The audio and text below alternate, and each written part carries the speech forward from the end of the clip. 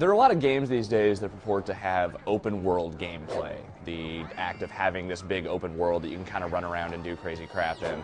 The problem is that at this point, that term is practically just a lame marketing buzz term. Most times it isn't used to any notable effect, unless of course you actually find a way to put something cool in that open world and make it exciting, which is exactly what Criterion has done with Burnout Paradise.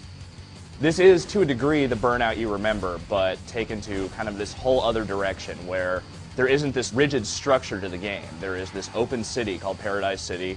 Comes complete with the Guns N' Roses song and everything.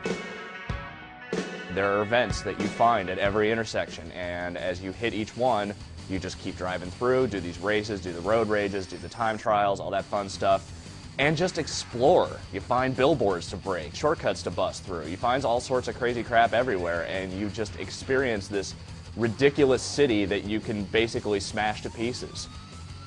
When you first start playing the game, this new structuring is very off-putting. Trying to get around the city is a little bit unwieldy at first just because you got this little mini-map that you're using, but you don't necessarily know where any of the events are because they're not marked on the map until you discover them. So you're just kind of wandering around aimlessly, figuring out where stuff is. When you start doing the races, you realize, oh wait, there's no actual checkpoints in any of this. You're just kind of finding these different routes. Basically trial and error your way through it a little bit.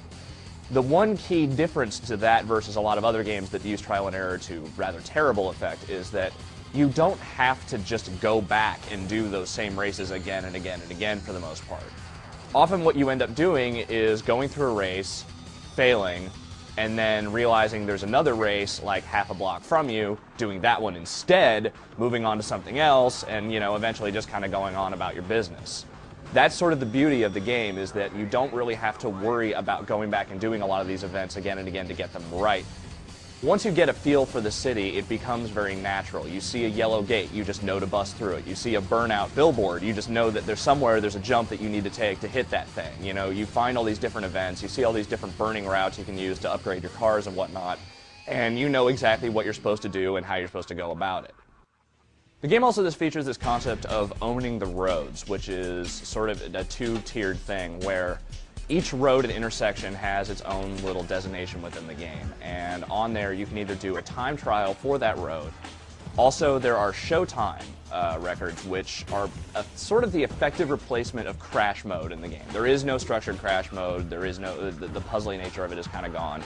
Instead, at any time in the game, you can be in the middle of the race, just driving around, whatever.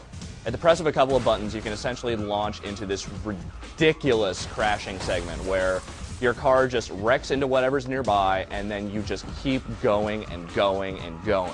You just keep wrecking endlessly almost, where it is this, you're almost like you're controlling this sentient car crash that just won't stop.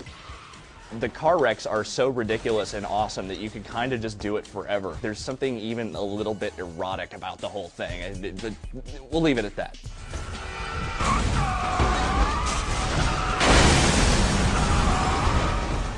Online is also a fairly seamless experience in that you can just be driving around the city, then just hit right on the D-pad and you'll see the little online menu pop up.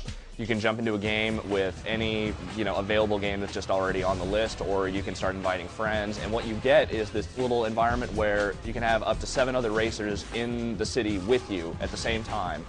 And you can either just kind of mess around and wreck into each other and do stupid crap, or you can actually start doing all these different challenges. There are races you can actually build yourself by creating your own start and end points.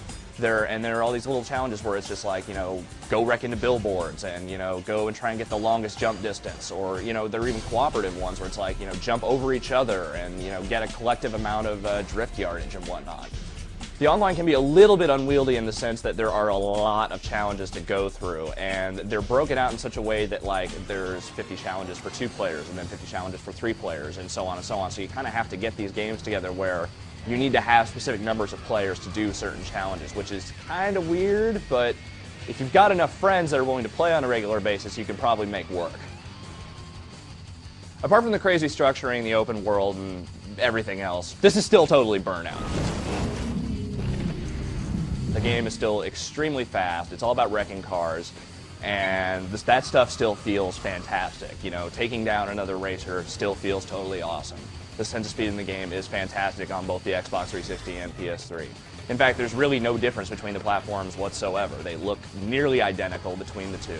The only real difference, and maybe this gives the 360 version a very slight edge, is that it supports custom soundtracks, because the soundtrack in this game is not so good.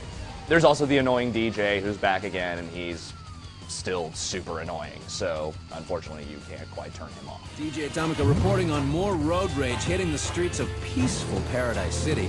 Undoubtedly, Burnout Paradise is going to turn a few people off who, wanted another game just like Burnout Takedown or Burnout Revenge. It's not the same thing as those games.